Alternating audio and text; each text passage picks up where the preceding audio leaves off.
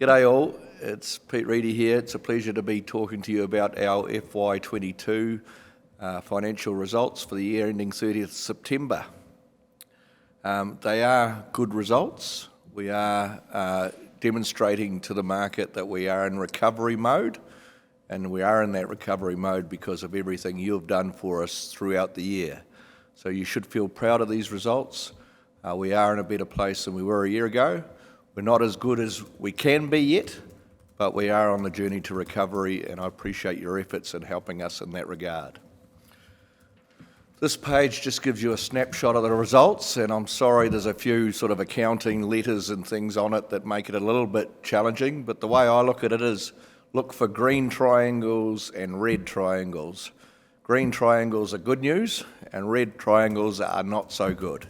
Our volumes, both from a catch and harvest perspective, were down on the year, and that's driven by a couple of things, mainly the lack of the ability to catch toothfish in the South Atlantic, which you know about, and then also some of our mussel harvesting capability given weather patterns, early spawning and such like. That led to a lesser sales volume, but those are the two red triangles. If you then go to the revenue line, our revenue was up 8.6, or I'd call that a 9%. Our adjusted EBIT, earnings before interest and tax, that's sort of the critical line on our P&L that demonstrates how much money we're making.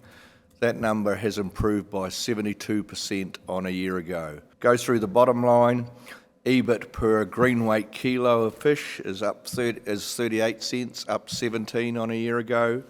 Adjusted EBITDA, so I said EBIT was earnings before interest and tax. DAR is depreciation and amortisation. So again, reasonably accounting terms, but that number is the cash, mainly the cash generation of the business. And again, that was up by almost a third on a year ago.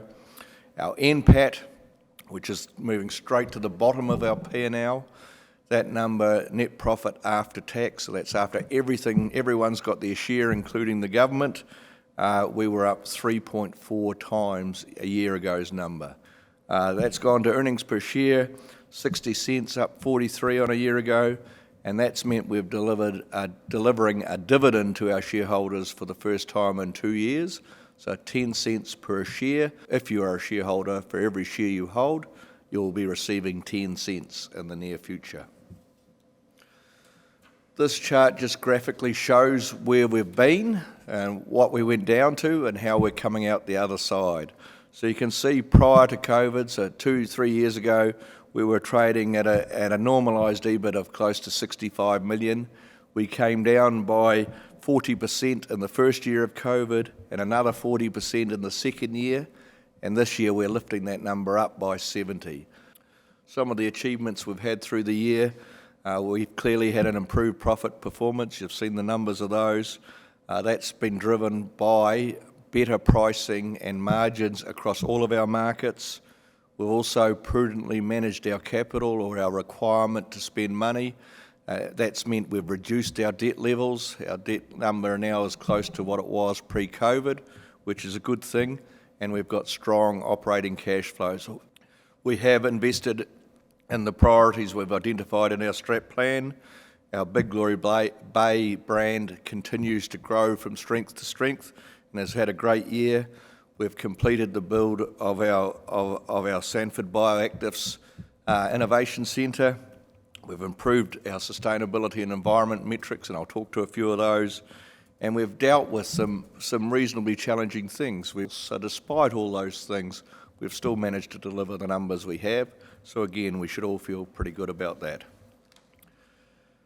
In regard to environment and sustainability and government, we do have a significant number of highlights, and I do urge you to go to our annual report. We do publish a lot of data.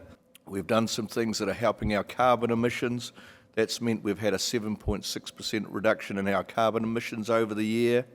In the case of the ocean environment, we have consistently and sustained a reduction in fisheries interactions with seabirds and marine animals, and any interaction that results in the death of a seabird or a sea mammal is not a good interaction, and we want to avoid it. But it's great to see over that time that seabirds are down 45%, so nearly a half, and mammals by more than that at 65%. We've gained regulatory approval to use precision seafood harvesting in the west coast of North Island, and in the case of waste, 70% of what was going to landfill is now no longer going to landfill, so we're operating at 25% of the landfill that we were 12 months ago, which is pretty significant reduction, so well done again to the team.